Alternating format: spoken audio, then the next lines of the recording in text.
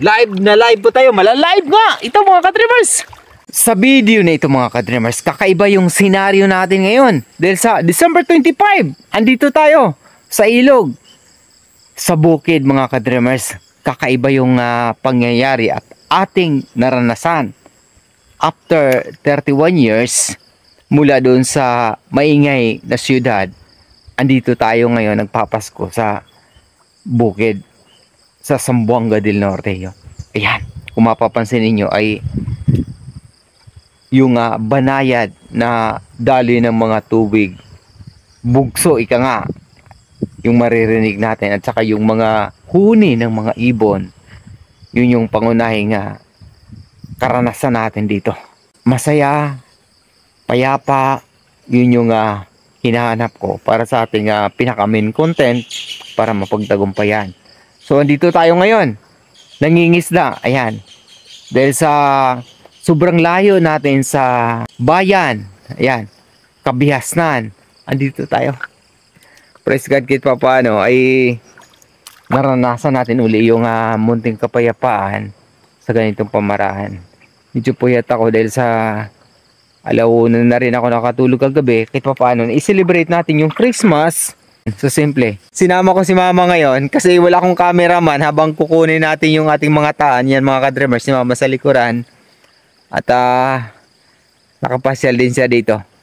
Matagal na panahon, halos 32 years na yung lugar na ito pinupuntahan namin. Napakasagana po talaga sa isda dito sa lugar na ito. Pero ngayon kakaiba dahil sa yung taan naman yung nilalagay natin dito. Kung mapapansin yung ilog ay green na green. Ito yung mga yung mga damo sa ilog na umusbong dahil sa may panakanakang ulan. Sa Cebuano terminology ay lumot. Ito yung pangunahing pagkain ng mga isda. Pero teka dahil sa meron tayong mga taan dito, yung titingnan natin ngayon. Kaya samahan nyo ako. Ito yung sitwasyon mga ka-dreamers. Ayan si mama yung kasama ko, taga-hawak ng camera. Ito na yung nahuli nating igat dito sa palangre, yung tinatawag sa Cebuano terminology. So meron pa tayong isang isda kukunin dito. So dalawa yung dito ka baba kaunti kasi yung taan natin dyan. So yan, pinababa ko konti si mama. Bababa pa konti, baba pa yan. So meron pa tayong kukunin dito mga ka-dreamers, senaryo sang igat or lambiga.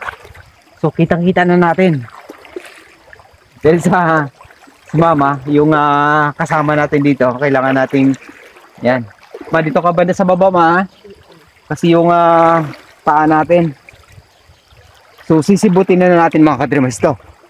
Makikita ninyo yung lambiga ito. Ayan, makikita ninyo nasa tubig pa. So yun yung kumagat sa ating pain sa palangre. December 25, yan. Pamasko natin.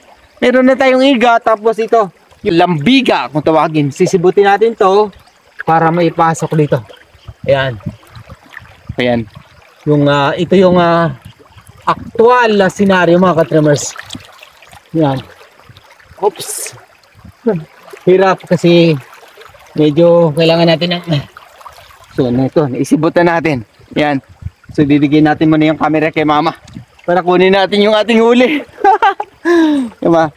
Ingat Ayan yung camera natin. Doon. Tara. Pangalawang huli natin. Praise God. Tara. Napay damayan. Ha? Damayan. Napay damayan? Oo. So ito na mga ka-dreamers yung ating huli dito sa ating taan. Yung palangre sa Cebuano terminology, ito yung kumagat sa ating pain. Siyam na taan yung nakaatang dito sa ilog na ito. Ito. Sa hilera na ito. Makikita ninyo. Yung igat, lambiga, tapos ito yung damayan. At ngayon, dahil si mama yung ating cameraman, kailangan natin i-safety yung camera. Habang ililigpit ko to, dadalhin muna natin, ihatid natin si mama dun sa gilid. Saka natin ililigpit ito. Kaya, Ako na. tara ma. Diyan ka dumaan ma, banda. Gilid. Baba pa ma. Kasi meron tayong ano dyan. Yung taan. So yan mga ka-dreamers. Praise God kahit pa paano. Sinamahan tayo ni mama. Dahil si Tio, yung kasama ko kagabi na naandito, ay nag-harvest ng rubber tree. Magang maga. Ihatid ko muna si mama.